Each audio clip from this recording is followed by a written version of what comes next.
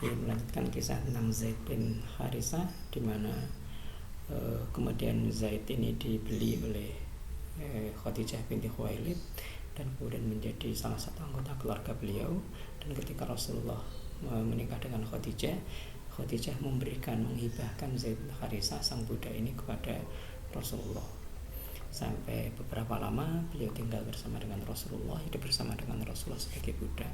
Lalu bapak Harisah dan saudaranya berusaha untuk mencari di mana Zaid berada. Ketika kemudian mereka mendengar kabar bahwa Zaid ini tinggal bersama dengan Muhammad, datanglah Harisah dengan saudaranya kepada keluarga Muhammad. Lalu mereka menego tawar menawar untuk membeli Zaid dan membawanya pulang kembali ke kampung.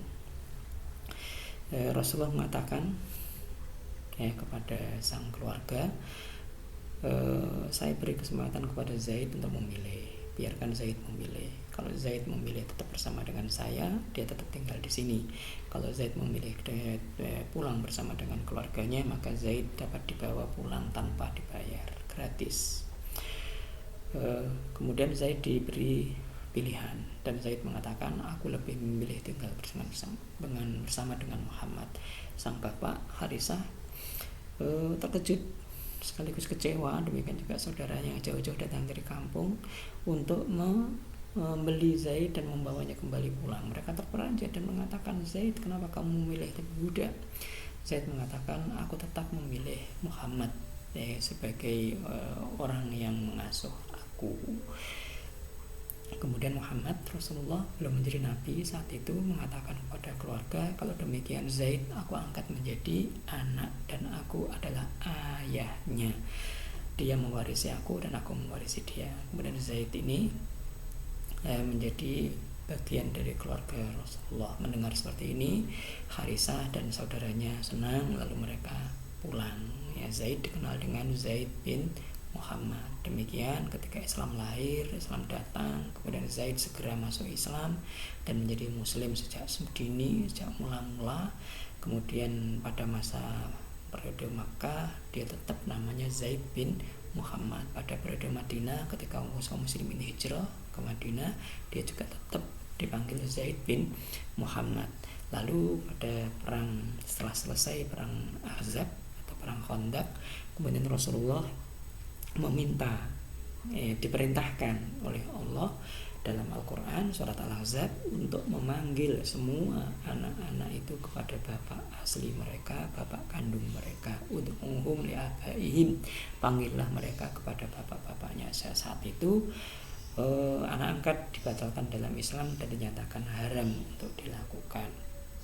Lalu Rasulullah dan kaum muslimin semuanya sampai kita pada masa ini memanggil beliau sebagai Zaid bin Harisah, bukan lagi Zaid bin Muhammad, karena adopsi anak diharamkan. Terus kemudian Utsman bin Affan, Thulaiq bin Umar, Khabbab bin Al-Ars, Amir bin Fuhairah, Mus'ab bin Umair, ini seorang anak orang kaya raya, anak mama, dia dimanja oleh keluarganya, terutama sang ibu sangat sayang kepada beliau. Ketika Mus'ab kemudian akhirnya masuk agama Islam ketika Rasulullah masih dakwah secara rahasia di rumah Al-Arqam bin Abi Al-Arqam, dia kemudian diboikot oleh keluarganya, diusir oleh keluarganya, dan tidak diberikan lagi kekayaan yang dulu pernah dinikmati. Akhirnya Mus'ab tinggal bersama dengan kaum muslim yang terusir lainnya, tidak tentu arah, dan tapi dia tetap dalam bertauhid. Ketika akhirnya kaum muslimin banyak yang kaum muslimin Madinah banyak yang masuk Islam, Mus'ab inilah orang yang pertama kali diutus oleh Rasulullah untuk mengajari penduduk Madinah agama Islam.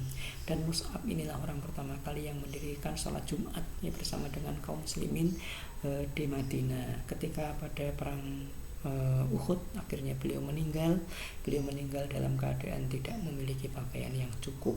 Seperti kita ketahui bahwa seorang mati syahid itu akan dikubur dengan pakaian yang dikenakannya. Sedangkan Mus'ab ini kalau pakaiannya diturunkan ke bawah maka bagian atas terbuka, kalau ditutupi bagian atas maka bagian bawah terbuka. Akhirnya kaum muslimin sepakat untuk menutup bagian atasnya dan bagian bawah ditutup dengan rumput-rumputan. Itu Mus'ab bin Umair, seorang yang anak orang kaya, pemuda yang tampan luar biasa, Al-Miqdad bin Al-Aswad, Abdullah bin Jahsh, Umar bin Khattab, ya pada waktu itu umur 26 tahun, ya. Tapi Umar itu sudah masuk Islam pada masa dakwah jahriyah, ya. Abu Ubaidah bin Jarrah, Utbah bin Ghazawan, Abu Hudzaifah bin Utbah, Bilal bin Rabah, Ayyash bin Rabi'ah, Amir bin Rabi'ah, Nuaim bin Rabi'ah, Utsman bin Maz'un, Abu Salamah, ini suami dari Ummu Salamah, Abdurrahman bin Auf, Ammar bin Yasir, Abu Bakar As-Siddiq, Hamzah bin Abdul Muttalib, ya. Hamzah bin Abdul Muttalib, orang yang paman beliau yang umurnya sepadan dengan beliau. Ubaidah bin Al-Haris, ini diantara yang paling tua di antara para sahabat Rasulullah. Jadi Rasulullah SAW itu dikelilingi oleh para pemuda. Ini menunjukkan betapa pemuda itu sebab memiliki peranan yang sangat luar biasa dalam sejarah Islam, ya. Jadi Rasulullah dikelilingi oleh para pemuda. Ayo para pemuda bangkit, di mana pemuda sekarang? Di mana pemuda? Ayo pemuda.